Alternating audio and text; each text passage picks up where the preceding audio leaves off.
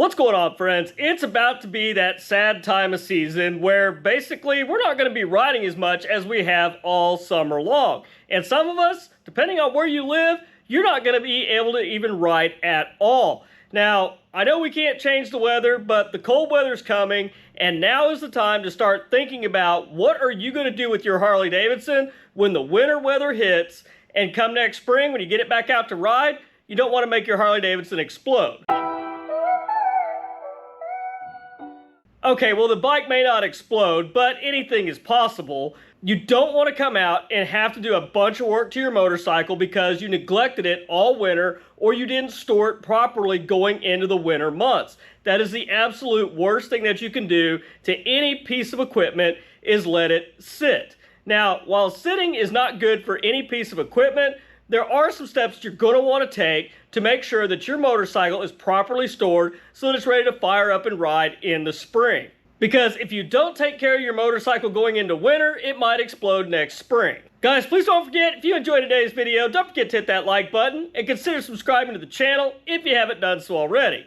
Now, while I know explosion is an extreme case, but they are Harley-Davidsons and sometimes they kind of have a mind of their own, but proper winter storage is crucial on any motorcycle, especially a Harley-Davidson. Now, the first thing that you want to ask yourself is how much am I going to ride this winter or when it gets cold?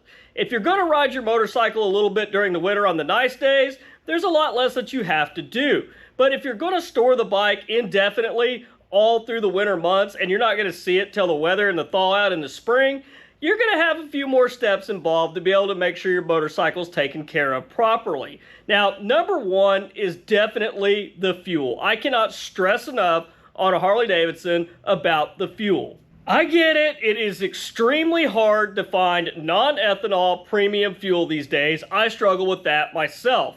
So the number one thing that you need to do is try to find some straight, regular gasoline, premium fuel that is non-ethanol. Very hard to do, but if you could do it, that is the route I would take. Now, if you do have to use ethanol, there are a plethora of products out there on the market. I usually use Amsoil myself, as you all know, but you need something that will counteract the negative effects of ethanol because ethanol is horrible, especially on a Harley-Davidson. And even the older the Harley-Davidson is, if you have a carburetor on the bike, they're just basically destructive. Ethanol, it will destroy carburetors and everything in its path. So I would highly recommend putting an additive in there on your last tank of fuel before you actually put your bike away. Now, don't just dump it in the tank. You need to dump it in there, mix it up real good, fill the tank, and take it for a good little ride, put a few miles on it, and make sure you get that completely run through the system. Is it perfect?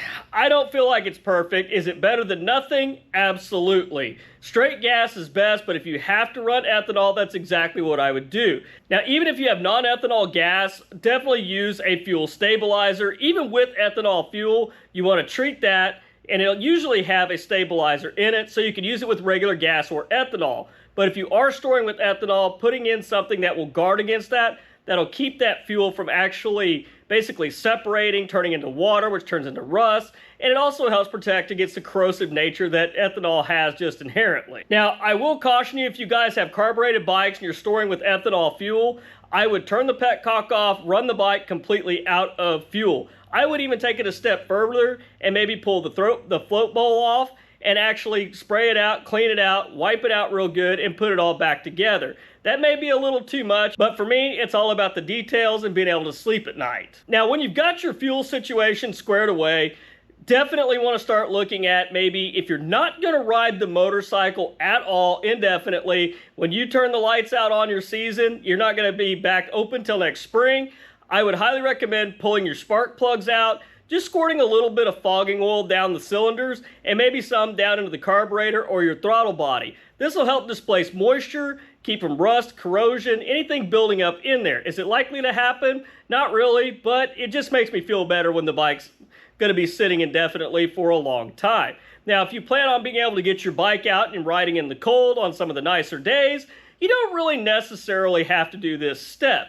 But you can if you want. The only problem is that when you fire it up, you're going to get a bunch of nasty smoke and cooking all that stuff off. So really not necessary if you plan on riding the bike, if you've taken care of your fuel. Now, next is really up for debate. There's two schools of thought here. One school of thought is that you want to change your oil before you store it, get all the contaminants out and everything, and store the bike with fresh, clean oil. Now, I subscribe to that theory if the bike's going to sit all winter long, and it's not going to be ridden at all. But if you are going to ride the motorcycle a little bit during the winter time and the colder months, I'm okay with leaving the oil as is from the summer and waiting till the spring to store it.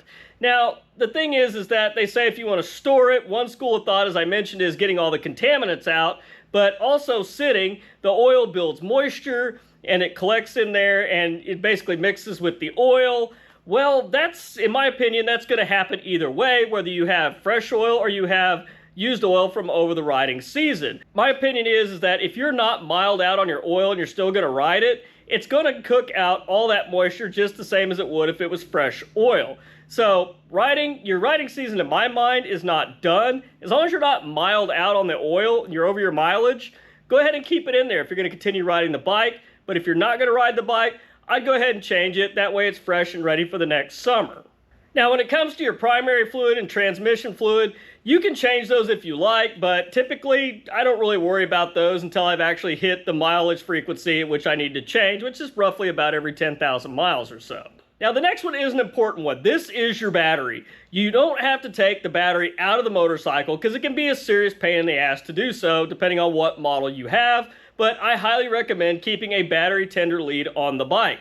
I always plug my bikes in when they're going to be sitting for more than a day or two. That way the battery stays up and fresh. Now, one thing you may have noticed with a lot of these newer batteries, if you do that, you can get 5 or 6 years out of a battery if you keep it on a tender and keep it maintained. Now, one thing you also may have experienced, as I have myself with a lot of these newer batteries, they don't usually typically give you a lot of signs of when they're going bad. These things give you full power and everything just up until they're dead. Now, you may notice a little slow cranking and this and that, and if you're noticing that towards your end of your season, I would highly recommend just going ahead and leaving that battery on the tender and putting a fresh one in the spring. Because I've been caught with my pants down before where I've noticed a little slow cranking. I've kind of pushed it off a little bit, but I know when I take my bike off the battery tender and all it does is click, I know the battery is bad at that point. But that was a 6-year-old battery in most cases because you keep them maintained. That way you can ensure that when the spring comes, literally the only thing you're going to have to do, take the cover off, wipe your bike down, fire it up, let it warm up, check it over real good, and you're ready to go. That's really pretty much it for winter storage, other than keeping it covered if you're outside or hell, even inside in a nice, cool, dry place. But one other thing that I wanted to address, as we're talking about not riding the bikes this much, is tires. Yes, we know the tire pressure, all that is extremely important, and always keep your tires inflated. But when it comes to your tires, if you're not really riding your bike that much to be going through a set of tires every 5 or 6 years, you guys really ought to be checking your date codes on your tires. This is critical, especially if you were to buy a used motorcycle that has good looking tires on it. Check those date codes on there. I mean, they could be well over 5, 6, 7, 8, maybe over 10 years old and still look really good. Now, tires do have a shelf life, and that's what I hate about them, is they absolutely have a shelf life, and that's generally on the high end about 7 years. So they may look good, they may feel good, they may not be dry rotted, but chemically they are broken down. They are weaker than they should be, and that's just a huge risk on a motorcycle. And when it comes to tires, maybe if you're not riding your bike as much over the years that you have a set of tires on your motorcycle, you might think about not going out and getting the most expensive tires out there, like the Pirellis, the Avons, the Dunflops, the Michelins. You may look at just getting like the cheaper like Shinko, what we normally called Maypops years ago, but pretty damn good tire and a lot less expensive. So I don't know about you, but it absolutely kills me if I have to take good looking tires off a motorcycle just for out of safety's sake, just because they're so old. But yeah, guys, let me know your plans that you have coming up for winter storage, or let me know if I missed anything about storing your bike for the winter. Are there any tips and tricks that you guys know? Let us know about them down in the comments. But anyhow, guys, that's all I've got for you this week. If If you enjoyed today's video, don't forget to hit that like button and consider subscribing to the channel if you haven't done so already. Well, till next week, guys, you stay safe on the streets, ride smart, dodge those cars. I'll catch you guys back here next week with a brand new video. Thanks for watching.